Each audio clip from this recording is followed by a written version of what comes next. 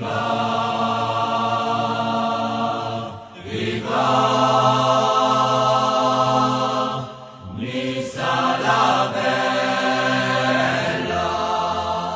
j'aime qui sort, on va se faire le petit avant-match OGC Nice, Beersheva. Parce qu'on ne dit pas Beersheva, mais on dit Beersheva. Je l'ai appris juste hier. Donc voilà, c'est un match qui s'annonce pas très facile. Parce que déjà, il va falloir essuyer cette valise qu'on s'est pris face au Bayer Leverkusen, 6-2. Et surtout que Beersheva est une équipe quand même solide.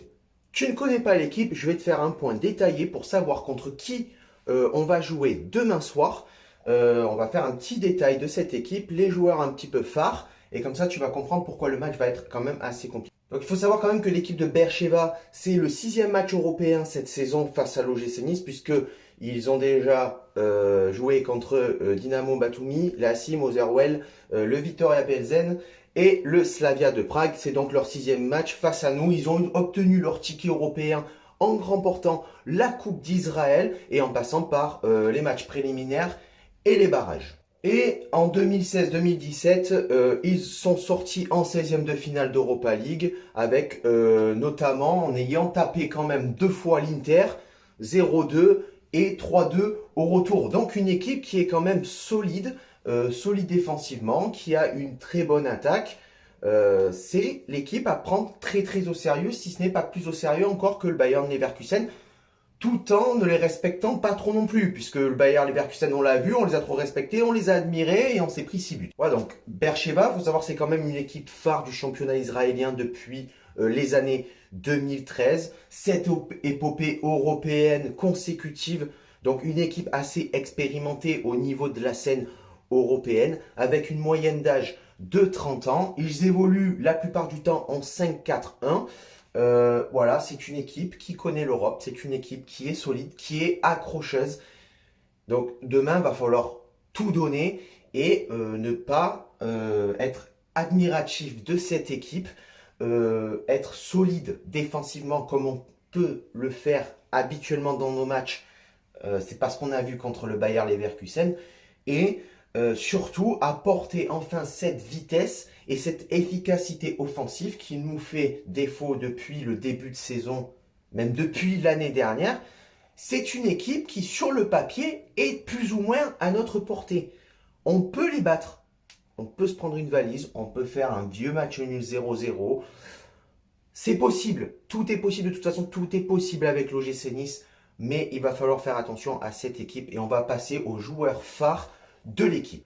Donc les joueurs phares de cette équipe, il faut savoir déjà que le Beersheva ne jouera pas au complet demain puisqu'il y a 4 joueurs potentiellement qui étaient atteints de Covid-19. Notamment Josué. Mais on a appris que hier, son test était négatif. Il a pris un jet privé pour arriver à l'OGC Nice.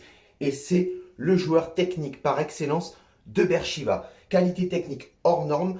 Une des plus grosses armes de cette équipe israélienne.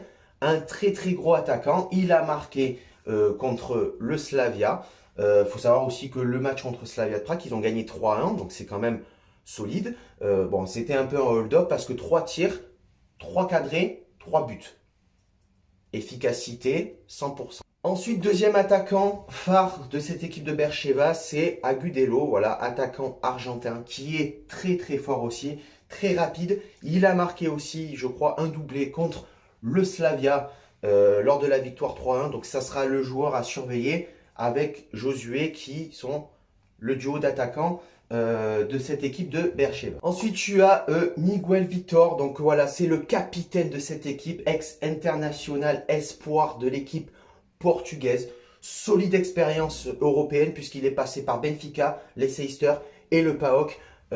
Donc un joueur d'expérience qui connaît l'Europe et qui est surtout très solide défensivement.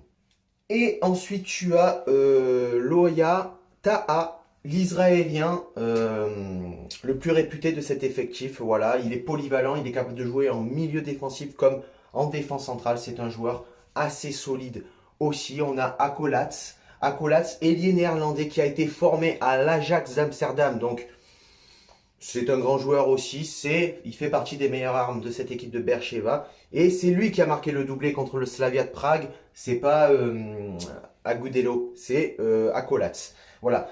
Et la petite touche, on va dire, française, donc c'est Varenne, le français passé par le Clermont, Bastia. Il est en Israël depuis 7 ans, c'est le petit joueur bonus de Beersheva, c'est le français de cette équipe. Voilà les amis, c'est la fin de cet avant-match. Donc comme je le disais, il y a moyen de faire un truc, surtout de prendre nos premiers points, de pouvoir rentrer enfin dans cette compétition. Parce que là, si on perd contre Beersheva, on peut d'ores et déjà dire pas que notre épopée européenne en Europa League sera terminée, mais en tout cas on sera proche de la fin parce qu'après la double confrontation face au Slavia de Prague, ça va être très compliqué. Donc si on ne prend pas les points maintenant contre Beersheva, ça va être très très dur.